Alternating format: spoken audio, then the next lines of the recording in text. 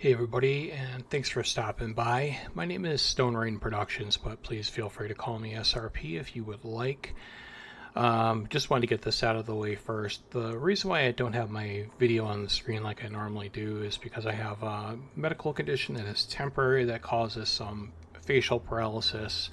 And rather than look at my ugly mug with a partially paralyzed face, I figured that I would just remove it. And once it's cleared up, I'll come back and get that back on there.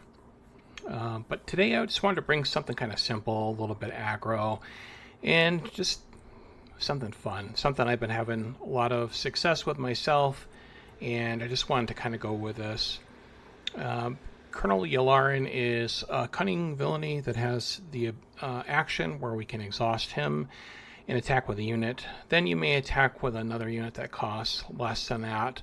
When it flips, it's got the same pretty much ability where you can attack once extra with it, but we're pairing it with a 30 hit point base just because the meta is so aggro. And I figured this one's kind of simple. It's just smash and go from there. But let's go over the card choices. I am running Porg, and the only reason why I'm doing that is because the biggest weakness of Yularen is he cannot use his ability on turn 1 because there aren't different costed things. With this, it gives us a chance to play the Porg and either a 1-drop or a 2-drop or 2 1-drops or whatever the case, but primarily we want to do something with a different cost, so I decided to run the 0-cost 1-1. It's not great, but it's something to let us use his ability right away. Corrupt Politician, we should be able to be the deck that goes wide. 1 cost 2/2, while you control more units than an opponent, this unit gains Sentinel. Just a very annoying card. It doesn't last very long, but it does really get in the way. Nihil Stormsower. I'm not super crazy about this card, but I like the fact that it's got hidden. It's a 1 cost 2/2. Not really much to be said about this. Our best, one of our better 2-drops is Aura Singh. She's a 2 cost 1/4 with hidden and raid 2. Being able to attack for 3 is just pretty great, and the 4 toughness is also pretty amazing. Bib Fortuna is mostly for the when played. I don't really care for 3/2s right now because they're not very well positioned against a board full of 2 cost 2/4s. But this one does do something when it is played. It's 2 cost 3/2 when played if you control another underworld unit, which this deck is almost completely. Create a credit token. So worst case scenario, even if someone takes this out, we get a credit token most of the time with this. A pretty high percentage, I would say. Another 3 cost 3/2. Again, I'm not crazy about the stat line, but I like this enough that I'm running it. The Vornian Doorbuster, 2 cost 3/2. It's got Restore 1 and Saboteur. And the main reason I'm running this is because Sentinels have really become so prevalent now that I think Sentinel or Saboteur is very well positioned. Restore 1 helps against other aggro decks, but that's primarily why I'm running this card. The Gonk Power Droid is a 2 cost 1/3 droid on attack. The next unit you play this phase costs 1 less. It works great with Yularen because we want different costed things anyway. So the fact that we can kind of cheat something that costs 4 into play on the second turn is pretty great with this Gonky here. And it just kind of feeds Yularen's ability. Going with 2 copies of Grindin, I just like being able to name something like an Aggressive Negotiation because everybody that's running red is pretty much running it right now, so it's very easy to snag it. It's a low cost underworld unit.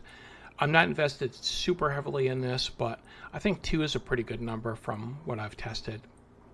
Imperial Dark Trooper is one of the main reasons to play this, or to go with this color combination.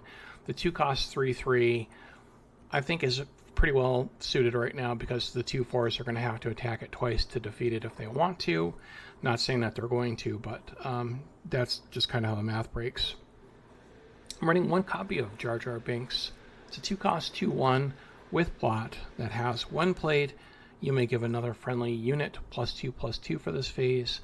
So we can flip this with our leader if we want to and just give something +2/+2. Pretty handy. Now, since there's so much card draw right now, it just kind of seemed like a no-brainer to run the Season Fleet Admiral. It's just absolutely going to hose all those Geo decks, anybody that's trying to draw extra cards.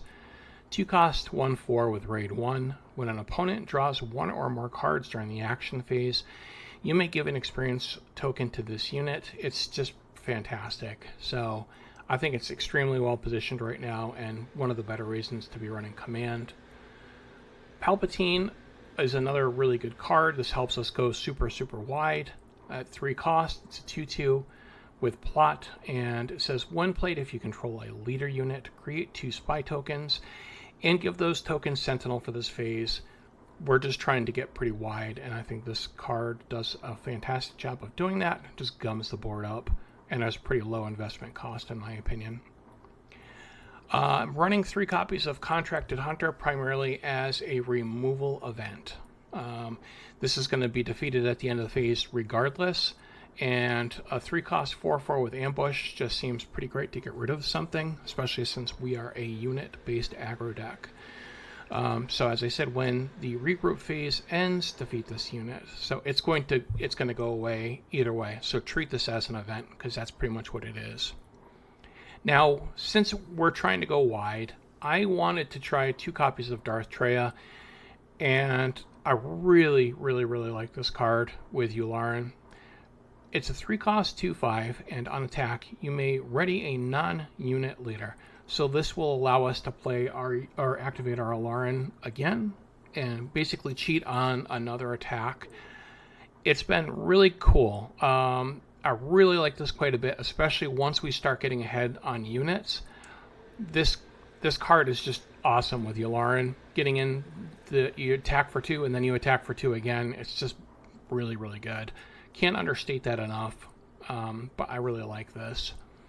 Knight of Ren, we're still in our 3 drops, so we've got a lot of powerful low curve stuff here so far. And that's primarily why I decided to go with yellow, because we're getting yellow and green have, in my opinion, as far as villainy anyway, has the best statted units. 3 cost 4/4. Vanilla, it's just undercosted, overstatted unit. Just really like this a lot. Shin Hati, I think, is fantastic. 3 cost 4/2, hidden shielded.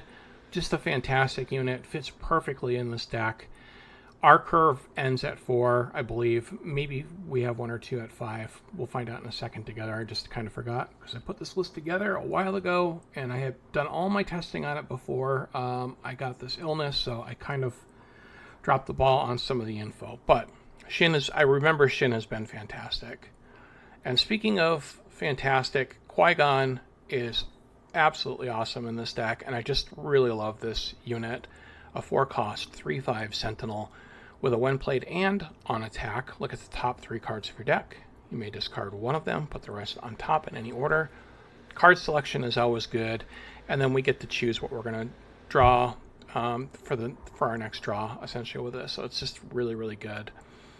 Admiral Mahdi was kind of a last-minute add. I was just looking for something at the end of the curve, and I really like this with the leader. Friendly, it's a 5 cost 4/5, which is fine. The stats are just average, but friendly leader units get +2/+2. I really like Mahdi late game because it really just adds extra pressure with our Yularen once he flips. It does end at 5. I wasn't sure if I put a 6 in here or not, but 2 copies of Boba Fett as more units, but also removal. 5 cost 6/5 with a when played and on attack, where we can pay 1. If we do, we deal 3 damage to a ground unit. We are primarily a ground-based deck, so this is really the only thing that we care about. Maz Kanata was the final choice that I had here, and I picked it because of the Underworld synergies in here. And this is a 5 cost 4/4 that has when attack ends, if this unit survived, search the top 5 cards of your deck for an Underworld unit and play it. It costs 4 less and enters play ready at the start of the regroup phase. Put that unit on the bottom of its owner's deck. It's just card advantage. We want to keep going as wide as possible, even if it's just 1 attack. It's just fantastic. So as long as Maz lives, we're going to get an extra unit and be able to put it into play. I don't have a sideboard for this just yet. This was built right when I found out about my illness, so I kind of forgot to get back there and do that. But this deck has been a lot of fun. It's really super cool, very low to the ground, and we take advantage of the on attack ability from Yularen, primarily with the Treya, which I really like. But feel free, if you try this out, let me know what you think of the deck. Let me know what you would change or any suggestions that you may have as well. I'm hoping that you guys are all doing well, and may the force be with you, my friends. Take care, and thanks for watching, everybody.